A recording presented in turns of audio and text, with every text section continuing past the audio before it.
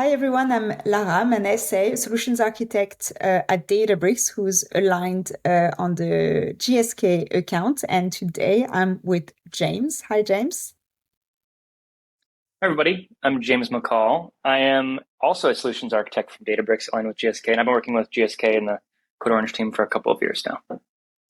Great. So today we want to talk about conversational AI and how you can leverage it in Databricks. So conversational AI came up because there are many teams who want to leverage data, but they don't necessarily have the skills to do it for the non-technical skills from the non-technical teams. And so we created this capability that can be leveraged by all the GSK teams that allow anyone to have access and question the data in natural language. And it's no servers, no notebooks, no code, just questions and answers. And the way that it works is that you just set up sort of a room where people can go in, an interface where you can go in and ask questions about the data. So, James, can you tell us a bit about this capability and how to set it up and give us a simple example of how it works?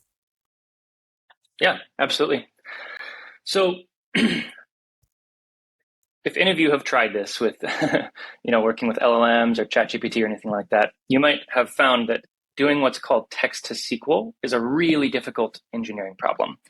It's really hard to get the LLM or the Gen AI model all the metadata and information about how to correctly generate SQL, and then doing text to SQL and also executing that SQL and hopefully executing it as you and not as some service principal or service account is all in all a pretty complicated system, right?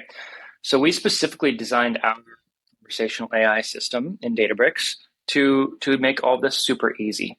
And the way it works is this system builds a semantic understanding of your data using Unity Catalog. So Unity Catalog, which Code Orange is in the process of rolling out right now, automatically has all of your metadata about your tables. It has comments on tables and columns. It knows how tables are related to each other with primary key, foreign key relations. It has lineage and how these tables are connected to each other. And it also has sample successful queries. So it can go and look at the most recent successful queries on a table to help generate additional successful SQL, right? So it continuously learns as your data changes. Key point here, it doesn't actually ever see your data. Your data always stays inside of GSK's cloud, of course, but it sees all of your metadata. So as you add new columns or add new descriptions, it sees that too. There are controls for governing access to this too. So Genie respects your data usage rights. If Lara has permission on a table, but I do not, and we're sharing a particular space, conversational AI space here, then I could try to ask questions, but it won't come back with data because it respects your data access rights that you've been granted in Unity Catalog as well. And it's really very, very easy to use. You just can ask plain language questions and you get back data. And under the hood, it's generating the SQL, executing the SQL as you, and pulling all that semantic information to make it successful. Awesome. So if I understand what you're saying, it has the ability to really understand your data, the jargon that your company has. And so how is that more reliable and better than asking a general LLM about it? Great question. Yeah. So rather than asking an LLM and having it answer that question based on the data that it was trained on, like big swaths of the internet, this is actually asking your enterprise data questions. So if you're familiar with RAG, retrieval augmented generation, typically that's done with unstructured data. You might retrieve information from PDFs or things like that. And the way that we would do RAG maybe for structured data is using something like Genie. We ask questions, and then rather having the LLM answer that question, you can ask questions about your specific structured tabular data that you have in Databricks. So it could be claims data, it could be supply chain data, it could be any part of GSK that has been loaded into Databricks. You can ask questions about that actual structured data, and all the LLM is doing is helping to generate the SQL, and then the system is executing that as you, but it's not answering from its own training data. Great. And can you explain a bit more like how you can leverage SQL queries? I know you can also add parameters, SQL functions. There's a concept of trusted assets. Can you tell us a bit more Yeah, about before we jump to the maybe it'd be demo? useful to show you how to set it up, and then we can talk about all the ways that you can curate it to make it high quality and trustworthy. Does that make sense? Yeah, let's do this. All right, let's do it. So we're in Databricks, right? Maybe we've found a table or a couple of tables that we want to ask sort of structured questions about, right? In this case, I have a schema of tables called TCGA genetics. This is a publicly available data set called the Cancer Genome Atlas for genetics information. And I maybe want to ask some questions about cases, demographics, diagnoses, and exposures. So there's a couple of ways to create a Genie space in Databricks. You can go to this section over here on the right-hand side, but real quick, in case this isn't available, I'll show you how it can be enabled. If you're a workspace admin in Databricks, which the Code Orange team is probably your primary workspace admin, you can ask the Code Orange team to enable it for your workspace if it hasn't already by going to your username here, going to settings. Oh, sorry. let me show one other thing. 1 second. And then there's a setting in that settings tab that allows you to enable Genie. And that's all it is. GSK has already approved, so I'll go to set previews, and then there's something here called Genie, and you just turn this on. And that will turn your conversational AI experience in Databricks on right here. And this has already been fully approved by Code Orange and by the AI Governance Council inside of GSK as well. So you found some data. You could either go to Genie here in Databricks, which is what Databricks calls our conversational AI experience, and you could go to create a space, or if you're on a table that you like, you can click Create, and you can click Create Genie Space here. So I'm going to click this. I'm going to call this Hi GSK. I'm going to say this is a space to ask questions about the cancer genome. This set. You can pick which warehouse you want your Genie space to run on. So this is good for cost attribution or for controlling who's allowed to use something. And then it already has my table added here, but I'm gonna add some additional ones. So I'm gonna go back to this schema here, and I'm gonna find Genie, TCGA genetics, and I'm gonna add cases, diagnoses, and exposures. So those are the 4 tables that I want in this space. Great. So I'm going to save this. And then I can start to ask it plain language questions. I'll go through what some of the options are for curating this and making it better and improving the quality over time. But first, I'll just ask it to explain the data set. So what it does is, again, while this runs, it goes to Unity Catalog where we saw all those tables and the metadata and everything like that. It retrieves all of that metadata and information to help generate SQL or explain the data or help you navigate that data. So we can see, I said what tables are there and how they're connected, and it said there are 3 main tables, each connected by case ID and file ID. And then I might ask, what are some sample questions I can ask? And once it gives me some sample questions, I will go ask them. I've actually already pre-created a space that does some of these things already. So it's the same tables. And I can ask questions like, what is the age distribution of patients stratified by gender? And what it's doing here under the hood is it's retrieving all that metadata. It's generating the SQL. And then it executes that SQL on that SQL warehouse that you chose in the configuration screen. And it replies back with plain language results just like this. So I can see the age distribution of patients stratified by gender. And I could, if I wanted to, I could do auto visualizations as well. I'll show a better example. And also In this case, I said, what are the top? I love that you can see the show generated code button at the bottom right. Good which call out. Yep. if like it's obviously very accessible for non-technical users, but I love that you're able to check how that was generated and that you can play with it. It's not just that you can check, you can also edit it. So right Yeah. now, this did a limit 10. I'm actually going to change it to be a limit 15. I can rerun it as a limit 15, and it shows as being manually edited here. And now I have 15 rows. So you can edit that SQL. You can do automatic visualizations. So it'll probably create a bar chart or something like that for this particular result. Great. I got a bar chart ordered by the number of cases for each of these cancer types here. So in general, you can sort of ask these plain language questions and it will come back with results, and you can manipulate those results. You can show generated code. And if you are an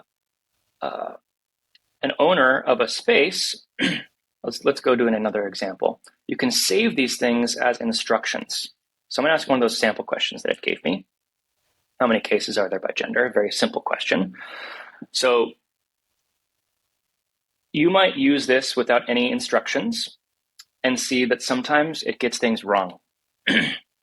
So in this case, it got a pretty good answer. Male, female, some without gender, which is perfectly fine. And I see show generated code, which is quite simple. You can see this button called add as instruction. I might save this as an instruction now. And if I go to this section over here called instructions, now I can see how we can curate this space to be really, really powerful with your own business context. So if you see towards the bottom, I have example SQL queries. And now I have my example, which is how many cases are there by gender, and my sample SQL here, right? You can add many example SQL queries here. Good reasons to do this are in places where it sometimes slips up. Maybe it doesn't always generate the correct SQL for a particular query. Another good reason is to add a metric or that has some particular GSK business logic in it. Like say you're calculating who your top performing HCP is by sales, or sorry, by prescriptions, right?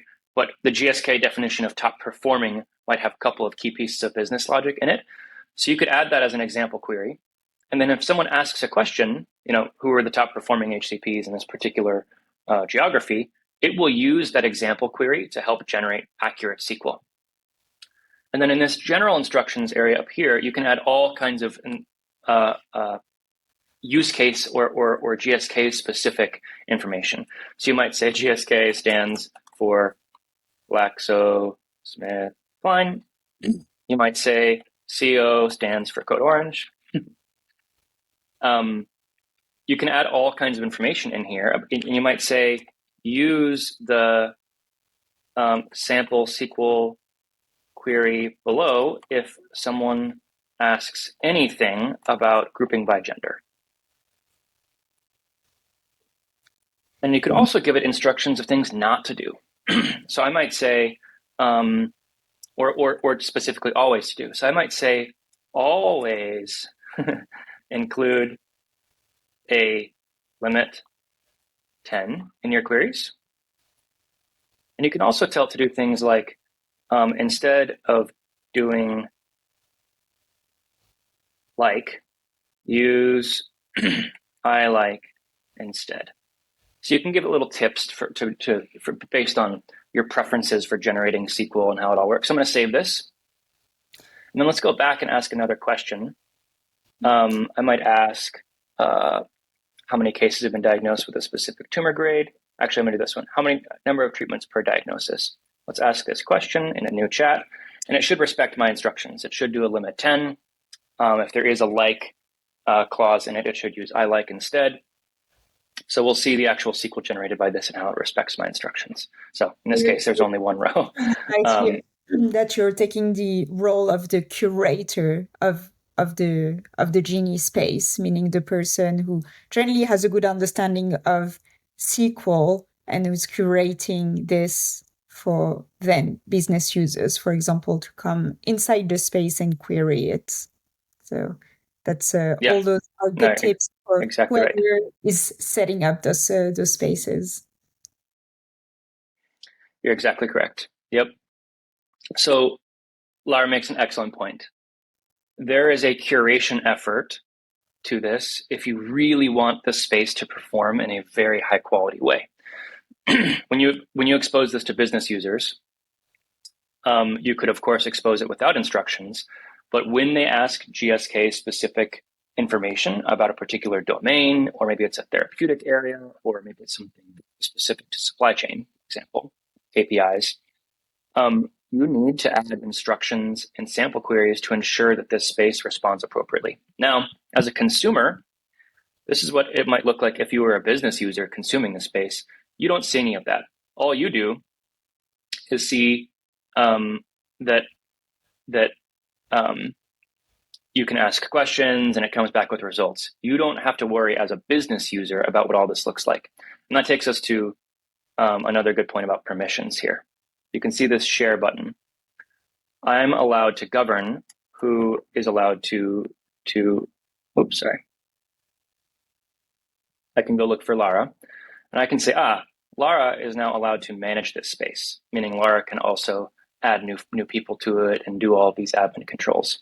If I give Lara edit permissions, Lara can change the instructions, but she can't add additional groups or users to the room. If I just give Lara run permissions, then it looks like this. This is what it looks like to have run permissions, where you can't edit the instructions. You can just interact with it more like a business user could. So there's very nice controls for admins, both for curating the space, of course, as well as for exposing this space to users. But I'll stop there. Awesome. And so, can you show all the other functionalities that have been added? So, for example, expand on all the SQL queries that you can add, and or you can add parameters. I know that then when you do those things, you can generate trusted asset, and it will also be seen by the consumer. I also believe that the consumer is able to give feedback on the responses that they get, so that, we can evaluate the responses that come out. And also, I guess there's this benchmark also capability that is now available, and maybe we can talk a bit about how that differs from instructions. Yep, great question. So you might have seen this thing at the bottom called SQL functions. So in Databricks and Unity Catalog, you're actually able to create and register functions, user-defined functions, that Genie can use, and you might see this answer will be marked as a trusted asset. So what that looks like is when you ask a question and it finds a matching function that answers that particular question, including parameterized functions, as Lara correctly pointed out, it labels this as a trusted asset, and it says, found a function that might match your question, open ops and region, and it will pass in this case, the particular region to that function. And instead of doing any SQL generation at all, it leverages that function. That's what we call it a trusted asset. It's because we're not actually doing text to SQL in this case. Instead, we're using the functions and tools that we have at our disposal to answer your question in the most trustworthy way we can. So when it does this, you can trust that it didn't just generate SQL. It leveraged a function that was already existing that matched your question, right? So the way this works is you create a function.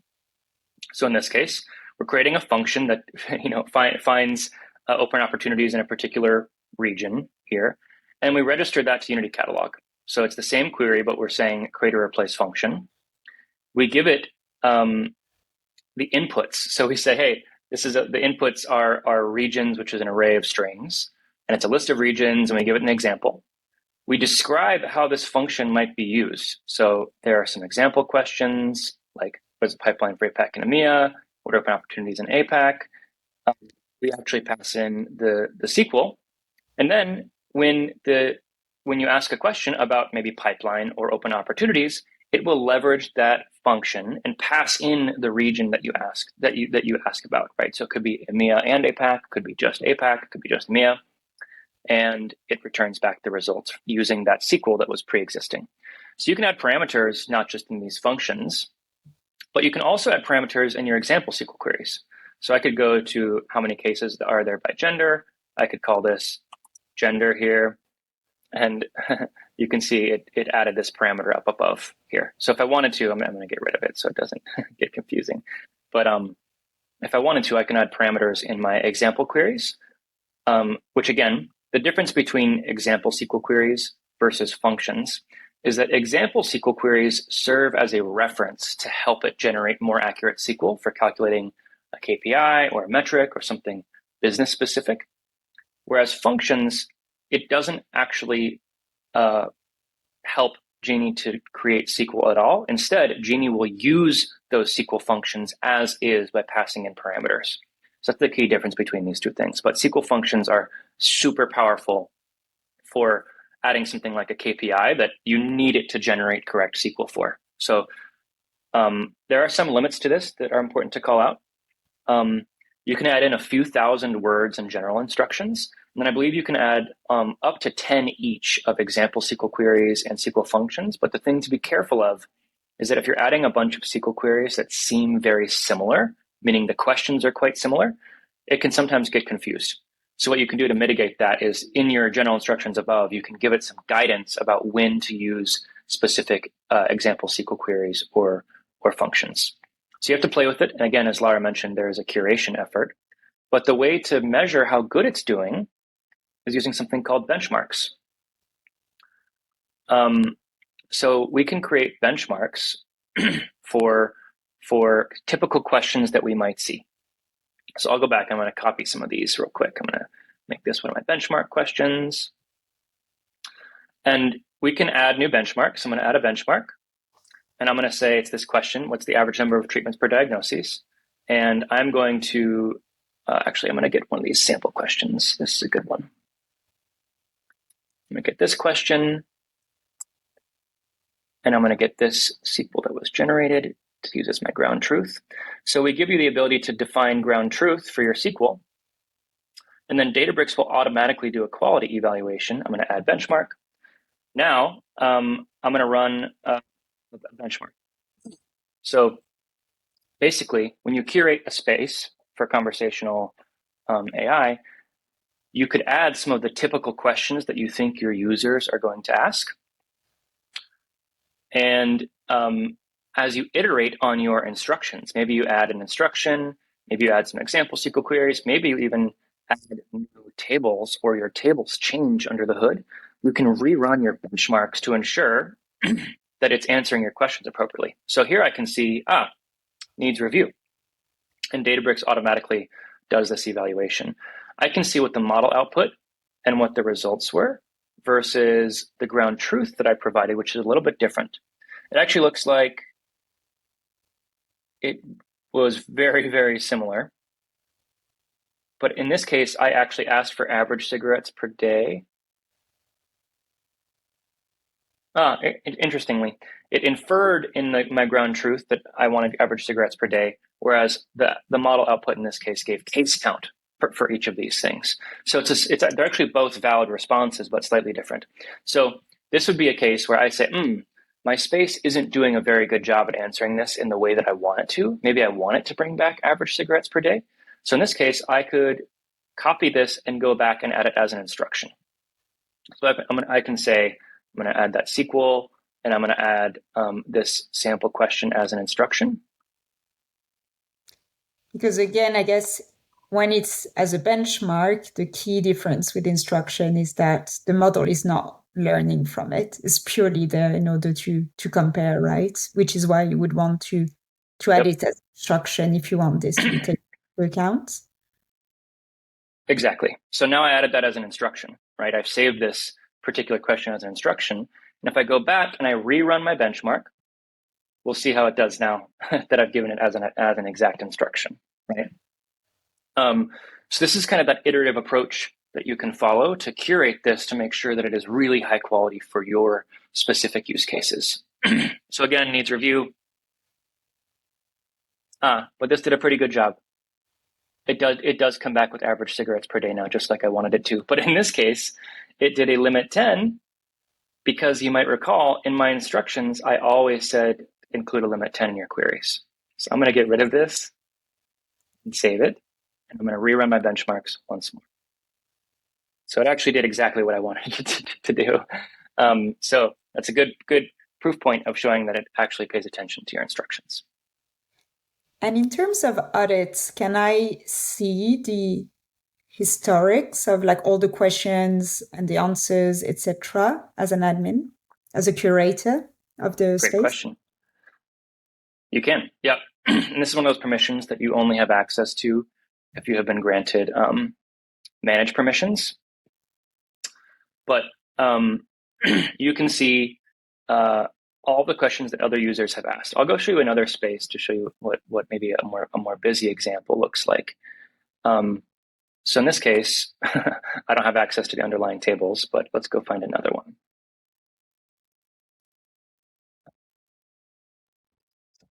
So I can't see that particular table in this case because I haven't been granted manage permissions on this particular data set.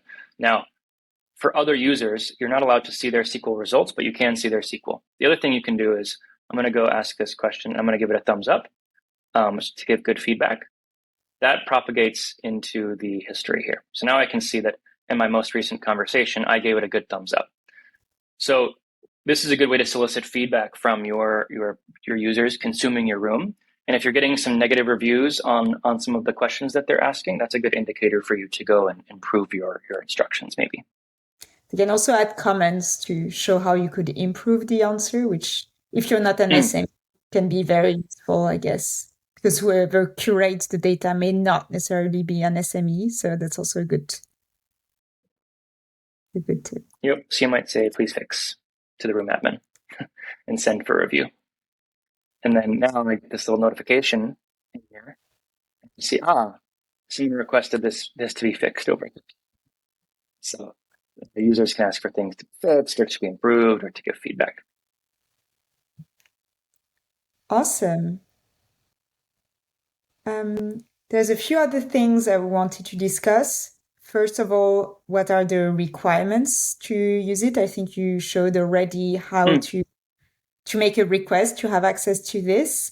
And also, like just in terms of technical requirements, I think Unity Catalog is a requirement for people to use conversational AI, right? Exactly. Yep, there are a few key requirements. One is that the data must be in Unity Catalog. You're exactly correct. Luckily, Code Orange is beginning the Unity Catalog migration for all Code Orange workspaces, as is commercial. The other requirement is that you must be granted access on those tables in Unity Catalog. So it's not just that they need to exist, but you also need permissions to use those tables. One thing that comes highly recommended in this case too is that you're using a serverless SQL warehouse. You can use pro SQL warehouses, but they take 5 minutes to spin up.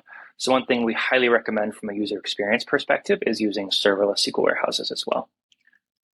Yes, very good point to highlight. And then now we get onto the tips and tricks in order for the spaces to work well. I think there are some general tips. So, for example, the fact that if you want the model to really learn everything about your data first, you need to put some metadata, some comments about your data on your tables before, creating a room, right? Yep.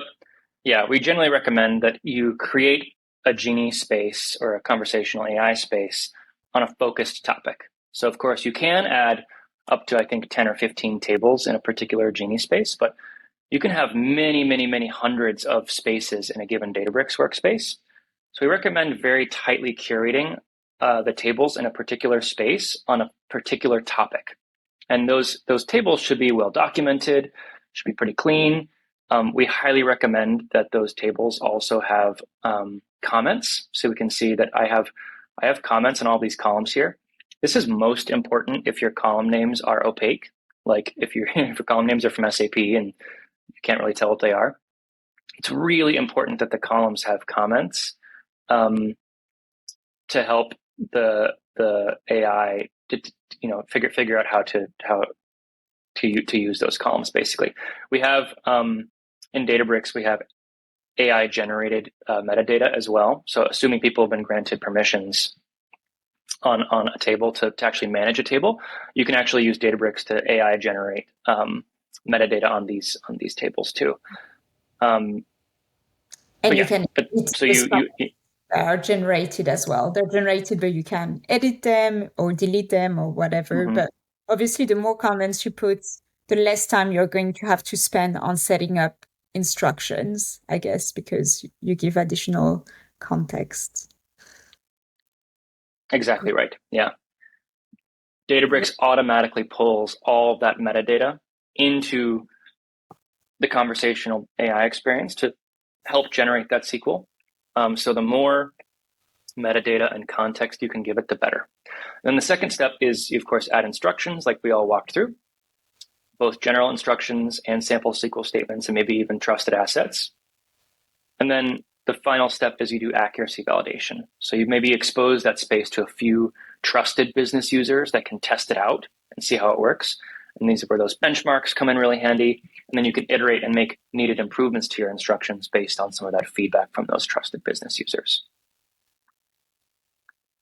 Awesome. I guess one of the last topics that we wanted to discuss was what's on the roadmap, but also first and foremost talking about the conversational AI API. So basically the fact that Mm. to have this feature available so that you can ask question to an existing space and retrieve the results via API. So that means basically that you can leverage your own interface as a front-end user facing experience with the Genie engine. So can you expand a bit on this and explain how that would work? And in general, so just show what's on the roadmap for those Genie spaces. Yeah, absolutely. I'll give a little bit of a art of the possible. So let me share my screen. Okay, so we also have begun to expose these spaces in Databricks as APIs. So this is particularly useful for building compound AI applications, where maybe you need to do text to SQL inside of that compound AI application. An example architecture might look like this, right?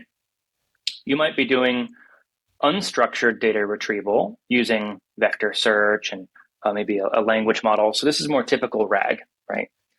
So you might be retrieving information, chunks of text from PDFs or from Viva or from other GSK enterprise data that's just unstructured text, right? But maybe there's situations where you also need to retrieve structured data. And so in all of the big AI agent frameworks like LangChain or LangGraph or AutoGen, you can actually create what are called agents. And you can actually register a Databricks Genie space as an agent. So I'm happy to do a deeper dive on this another day, but you can register a Genie space in Databricks as an agent. And then what our agent will do is simply just ask plain language questions as like a user would, and it will go and leverage Genie to generate the SQL, execute that SQL, and reply back with the plain results. So this is an example of creating an agent that maybe intelligently can select when it needs to retrieve unstructured data or structured data, or maybe both. That might look something like this. So I ask a question, how many patients are participating in the clinical trials for Safnello, and what are those trials? Can you also calculate the total, and what is the breakdown of gender and frequency of the DAISY trial? So there's a few different questions going on here, right? I have unstructured text talking about Safnello trials, right? So I'll come back to the results in a moment. What happens here is it first goes and searches my clinical trial documents. So this is using unstructured text, doing RAG to go find my clinical trial documents. It goes and asks, what is the breakdown of gender and frequency for the DAISY trial? This is information that I actually have in a clinical trials data set here in a Genie space in Databricks, clinical trial synthetic data, which is quite nice. And it goes and uses my clinical trials data tool. So it asks this question, what is the breakdown of gender and frequency? And I can see it actually uses my Genie space ID in Databricks 01EF655, which if you'll notice is right here, 01EF, right here. So it's using my Genie space here to go ask questions. And then it also does a few other things to sort of assemble that information and reply back with, there are 4 clinical trials for Safnello, I get my total number of patients, and I get my breakdown of gender and frequency for the DAISY trial based on that Genie, using that Genie space as an API. So you could imagine that maybe if you have a few different KPIs, maybe you have a KPI for one supply chain metric and a KPI for a different supply chain metric, you could register different agents for helping you to calculate those different KPIs because maybe they're based on different data sets. So from a compound AI perspective and using this as an API and as an agent in agentic-based frameworks, really the sky's the limit with this stuff as well. And maybe just one final show of the roadmap, just in case anybody's interested. By the way, safe harbor statement, this roadmap is subject to change. Just if you'd like to get a sense of where we're prioritizing things from a conversational AI perspective. So we're recording this, sort of in the beginning of October, which for Databricks is our final month of Q3. So you can see all these things in Q2 are done. So we've added trusted assets. We've added that monitoring tab. We've added the ability to, expose these things via API for compound AI systems, which is great news. There's a bunch of other stuff happening just in the next month. So we've added the ability to create spaces in Databricks from dashboards, the ability to mark for review, which we showed earlier, and benchmarks. There's a few other things happening. The ability to pass a few rows of actual data to Databricks Genie for improved accuracy. You could imagine that zip code is a good example where sometimes it's 5 digits and sometimes it's 8 digits, but the column name might just be zip code, right? So you're able to pass some of those row values to Databricks to help with the SQL generation, whereas right now, Databricks can't see the data at all by design. We're adding the ability to clone Genie spaces and adding audit logs as well this month. And then next quarter, maybe by the end of January, we're going to have a draft and publishing system. I think I'm particularly excited about canonical metrics, which is quite nice. And then improved feedback loops and better visualizations built into these things as well, including a CRUD API, which is quite nice for automatically creating and deleting these spaces in Databricks, which is super helpful for CI/CD and going to production as well. So much more. If anybody's interested in what this roadmap looks like beyond and some of the places that we're going, please feel free to reach out. Great. Thanks, James. Yeah, absolutely. Thanks for your time.